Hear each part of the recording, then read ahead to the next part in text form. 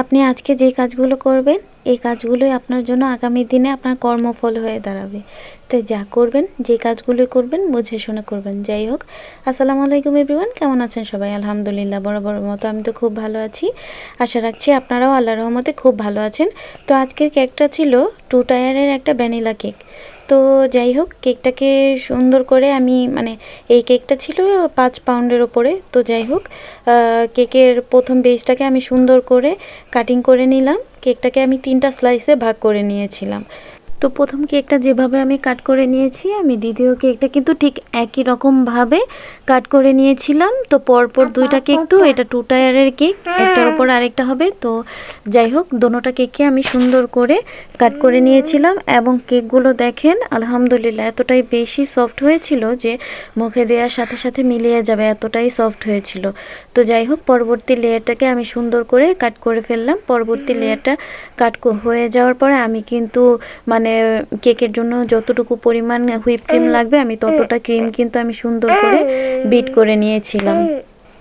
ক্রিমটা যখন বিট হয়ে গেল, বিট করার পরে কিন্তু এবার কেকের ভেজগুলোকে সেট করার পালা। তো যাই হোক, আমি নিচের লেয়ারে যে কেকটা থাকবে সেটাকে সুন্দর করে পরপর প্রথমে কেক বোর্ডের উপরে একটু সামান্য হুইপ ক্রিম দিয়ে দিলাম। তার উপর কেক যেই কেকটাকে স্লাইস করে রেখেছিলাম তার প্রথম অংশটা দিয়ে দিলাম এবং দিয়ে দেওয়ার পর দিয়েছিলাম সুগার সিরাপ, তারপর দিয়েছিলাম হুইপ ক্রিম, তারপর দিয়ে দিলাম এতগুলো হোয়াইট চকলেট। তো হোয়াইট চকলেটটা দেওয়ার পরে কিন্তু আমি 3টা লেয়ারই কমপ্লিট করে নিলাম ফার্স্ট টায়ারের কেকটা। তো যাই হোক, এরপর দ্বিতীয় টায়ারের কেকটাকে আমি সুন্দর করে সেম একই রকমভাবে কোট করে নিয়েছিলাম প্রত্যেকটা লেয়ার। তো যাই হোক, পরবর্তীতে হুইপ ক্রিমের ভিতরে কিন্তু এবার হচ্ছে গিয়ে আপনার কালার ফুড মিলানোর পালা। তো যাই হোক, আমি প্রথমে ব্ল্যাক, তারপর সামান্য একটু আকাশি কালার দিয়ে একটু রয়্যাল টাইপের হচ্ছে গিয়ে স্কাই কালার করে নিলাম। এই কালারটা একটু অন্যরকম, আমি নিজেও ঠিক বলতে পারবো না এই কালারটাকে এক্স্যাক্ট কী কালার বলে।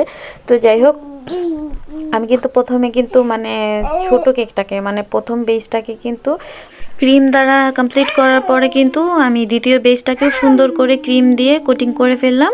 যাই হোক, আলহামদুলিল্লাহ এই কেকের ফিনিশিংটা কিন্তু খুব বেশি সুন্দর এসেছিল।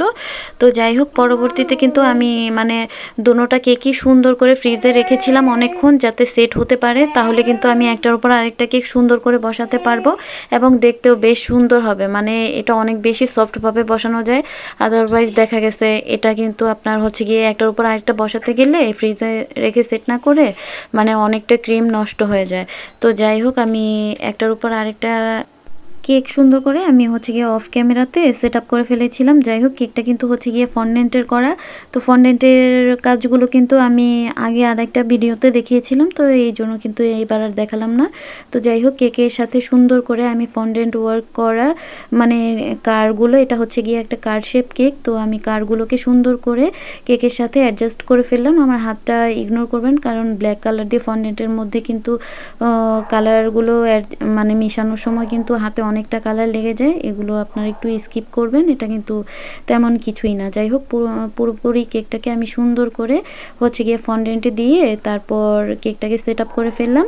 এবং এই কেকটা কিন্তু ছোট বাচ্চাদের জন্য খুব বেশি সুন্দর একটা কেক। আর এই কেকটার জন্য রেফারেন্সে একটা পিকচার দেখিয়ে বলা হয়েছিল যে সেম এরকমভাবে করে দেওয়ার জন্য। তো যাই হোক, ঠিক ওরকমভাবে করে দিতে পেরেছিলাম আলহামদুলিল্লাহ। কেকটা কিন্তু পরবর্তীতে কিন্তু পুরোপুরি কাজ কমপ্লিট করার পর কিন্তু দেখতেও বেশ ভালো লেগেছিল। যাই হোক, কেকটা কিন্তু আপনাদের কাছে কেমন লেগেছে অবশ্যই একটু কষ্ট করে জানাবেন। আর হচ্ছে গিয়ে কেকে এই ভিডিওটার মধ্যে অনেক এক্সট্রা নয়েজ আছে, সেগুলোকে একটু ইগনোর করবেন প্লিজ, কারণ ছোট বাচ্চা মাহিতবাবু খুব বেশি আজকে কথা বলতেছিল। তো যাই হোক, আপনারা একটু সেটা ইগনোর করবেন, ক্ষমা সুন্দর দৃষ্টিতে দেখবেন। আর আজকের ভিডিওটা এইটুকুই। সবাই ভালো থাকবেন, সুস্থ থাকবেন। আল্লাহ হাফেজ, আসসালামু আলাইকুম। পাশে আছি, পাশে থাকবো, এটুকুই বলতে পারি ইনশাআল্লাহ।